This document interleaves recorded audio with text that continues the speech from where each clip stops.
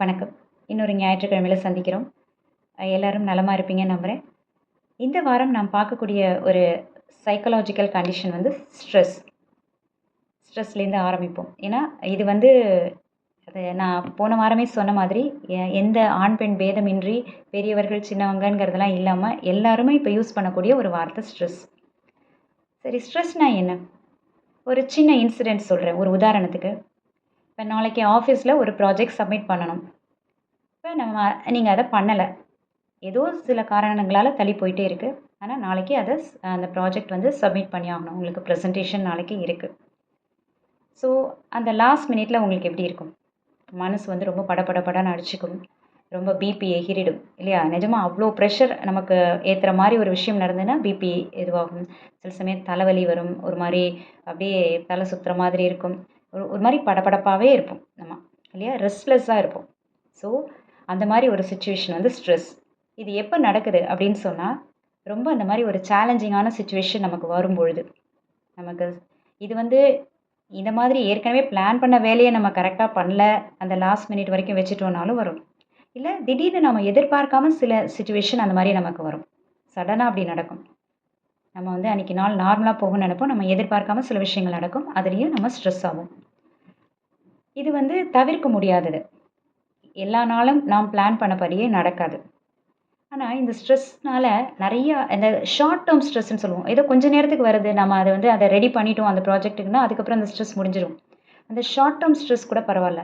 Long derma ஒவ்வொரு விஷயத்துக்கும், ஒவ்வொரு சேலஞ்சுக்கும் நம்ம வந்து அப்படி ஸ்ட்ரெஸ் ஆயிட்டே இருந்தோம் அப்படின்னு சொன்னா, அது வந்து நம்ம உடல்நிலைய ரொம்ப பாதிக்கும். பல ஹெல்த் இஷ்யூஸ்ல கொண்டு போய் விடும். ஈவன் அ மன ரீதியாகவும் நம்மள ரொம்ப பாதிக்கும். ஸோ, அது அந்த இதில என்னென்னலாம் நமக்கு அஃபெக்ட் ஆகுது அப்படிங்கிறத பார்க்கலாம். நெறையா வந்து அதுதான் சொல்றேன்.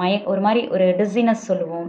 ஒரு அ சில நேரத்தில அப்படியே ஃப்ரோசன் ஸ்டேட்ல இருப்போம். எதுவுமே புரியாது. அப்படியே என்ன பண்ணுறதுன்னு தெரியாம உட்காந்துருப்போம். தலைவலி வரும். அங்கங்க ஏதோ ஒரு பாடி பெயின் தெரியும். அ அ அதுக்கப்புறம் யார்ட்டயும் பழக மாட்டோம். கொஞ்சம் தள்ளி போயிடுவோம். பிபி அதிகமாகும். இந்த மாரி இது வந்து ஃபிசிக்கலான கண்டிஷன். எமோஷனலான கண்டிஷன் எப்படின்னா, ரொம்ப வந்து டென்ஷன் அதிகமா இருக்கும். யார பார்த்தாலும் கோவம் வரும். ஒரு வெறுப்பா இருக்கும். மூட் ஸ்விங்ஸ் இருந்துட்டே இருக்கும். நம்மளுடைய நடவடிக்கையில எப்படின்னா, ரொம்ப அதிகமா சாப்பிடுவோம். இல்லன்னா கம்மியா சாப்பிடுவோம். எதுக்கு அப்படின்னு சொன்னா, அதிகமா சாப்பிடும்போது அந்த அ சுகர்லாம் என்னாகும், நமக்கு வந்து இன்னும் கொஞ்சம் எனர்ஜி குடுக்கும். அதாவது நம்மள வந்து இன்னும் வந்து அந்த ஹாப்பி ஹார்மோன்ஸ் செக்ரீட் பண்ண வைக்கும். அதனால என்ன பண்ணுவோம், ஓவர் ஈட்டிங் சாப்பிடுவோம். சில சமயம் டிப்ரஸ் ஆகி ரொம்ப கம்மியா சாப்பிடுவோம். இதெல்லாம் நடக்கும். ஸோ, அந்த ஈட்டிங் டிஸார்டர் வந்துரும். ஸோ, அதனால மூட் ஸ்விங்ஸ் திருப்பி இருக்கும். சில பேர் வந்து சப்ஸ்டன்ஸ்லாம் அப்யூஸ்ன்னு சொல்லுவோம். அது வந்து ஸ்மோக்கிங், ட்ரிங்க்ஸ் அந்த மாரி பண்ணுவாங்க. ஸோ, வந்து என்னன்னா, எதையுமே ஒரு தள்ளி போட்டுட்டே திருப்பி திருப்பி மேல மேல அத பண்ணுவாங்க. தள்ளி போட்டுட்டே இருப்பாங்க. திருப்பி இந்த மாரி ஸ்ட்ரெஸ் ஆயி திருப்பி தள்ளி போடுவாங்க செய்ற வேலைய. ஸோ, இத எப்படி மேனேஜ் பண்றது? அ சின்ன சின்ன விஷயங்கள் தான். அன்றாடம் நம்ம செய்யக்கூடிய விஷயங்கள் தான் பார்க்கலாம் வாங்க. First mindfulness and meditation. தினமும் ஒரு 5லிருந்து 10 நிமிடம் போதும். காலை எழுந்தவுடன் கண்களை மூடிக்கொண்டு அமைதியா உட்கார்ந்து உங்க மூச்ச மட்டும் கவனிங்க. இது ஒவ்வொரு விஷயத்துக்கும் நான் சொல்றேன். இது எல்லா விதமான சைக்காலஜிக்கல் கண்டிஷன்ஸ்க்கும் இது ஒரு பொதுவான விஷயம். டீப் பிரீத்திங் நம்மளுடைய சுவாசத்த மட்டும் கவனிக்கிறது. டீப் இன்ஹேல், டீப் எக்ஸேல் பண்ணலாம். அது வந்து அந்த நேரத்தில நாம வந்து என்னென்ன விஷயங்கள் பாசிட்டிவா நம்ம மனசுல நெனைக்கிறோமோ, நம்மள பத்தி நல்லா பாசிட்டிவா நெனைக்கலாம். நான் இத தவிர ஹோஓப்னோப்னோ மந்த்ரா கூட சொல்லியிருக்கேன்.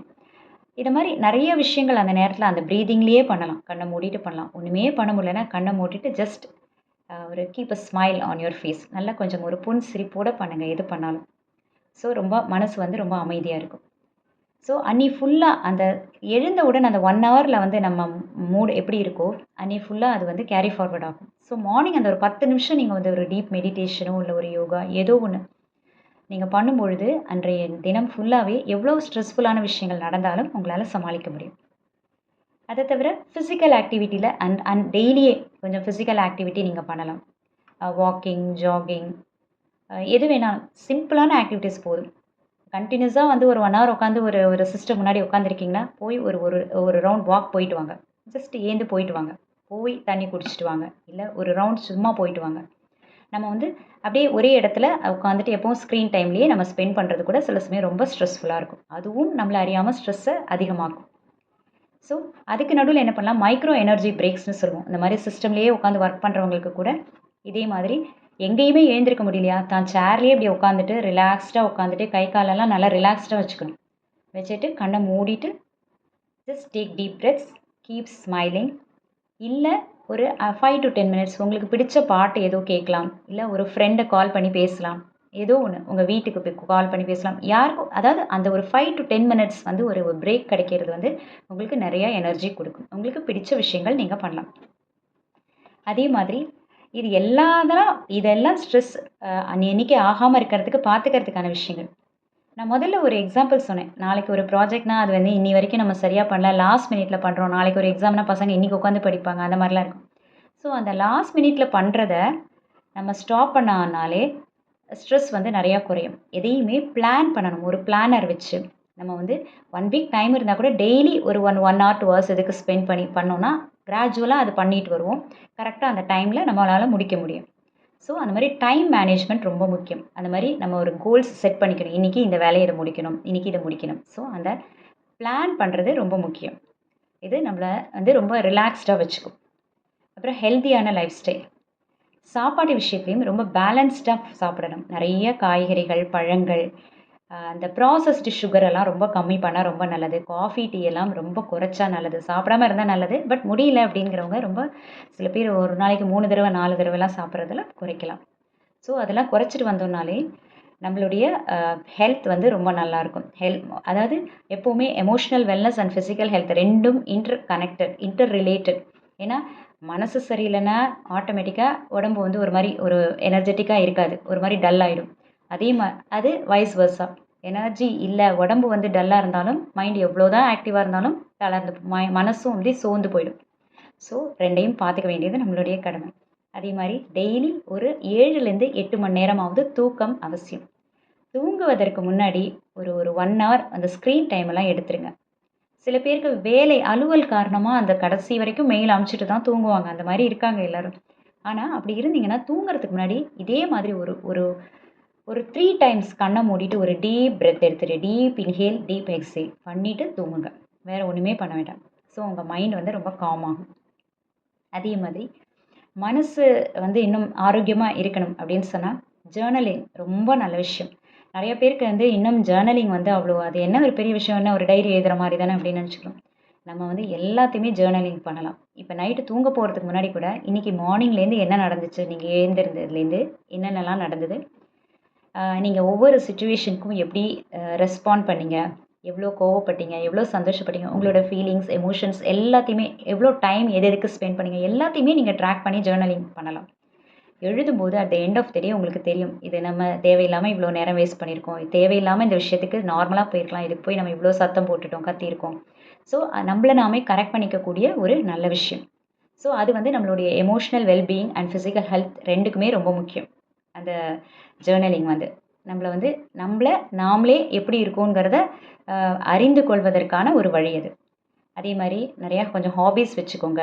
உங்களுக்கு பிடிச்ச விஷயங்கள் அன்னைக்கு கொஞ்சம் செய்யுங்க. ஒரு பாட்டு கேட்க பிடிக்குமா, இல்லை ஒரு வாக் போக பிடிக்குமா, எதுவாக இருந்தாலும். அதே மாதிரி ஜேர்னலிங் பண்ணும்போது ஒரு கிராட்டிடியூட் காமிங்க. At the end of the day எனக்கு இன்றைக்கி நாள் நல்லா போச்சு அப்படி அதற்காக யூனிவர்ஸ்க்கு ஒரு நன்றி சொல்லுங்கள். தேங்க்யூ யூனிவர்ஸ் ஆர் தேங்க்யூ அந்த டிவைன் பவருக்கு, நீங்கள் என்ன கடவுளுக்கு சொல்கிறீங்களோ ஒரு நன்றி சொல்லிவிட்டு படுங்க. இதெல்லாம் நம்மளை ரொம்ப சிறப்பாக இருக்கும், மன ரீதியாக ரொம்ப நல்லாயிருக்கும். இதுக்கு மீறி நமக்கு ஏதாவது சப்போர்ட் வேணும் அப்படின்னு சொன்னால் நம்மளோட ரொம்ப close friends or family members யார்ட்டையாவது ஒருத்தட்ட நம்பகத்தகுந்த நபர்கிட்ட ஷேர் பண்ணலாம். இல்லை சில சப்போர்ட் குரூப்ஸ்லாம் இருக்குது, இல்லை கம்யூனிட்டி ஆக்டிவிட்டீஸ், சோஷியல் ஆக்டிவிட்டீஸ் அந்த மாதிரி குரூப்பில் ஜாயின் பண்ணிங்கன்னா சில சோஷியல் ஆக்டிவிட்டீஸில் ஈடுபடும்போதே நம்ம மனசு வந்து நல்லாயிடும். ஃபர்ஸ்ட் திங் ஷேர் பண்ணுறோம் பண்ணலங்கிறது.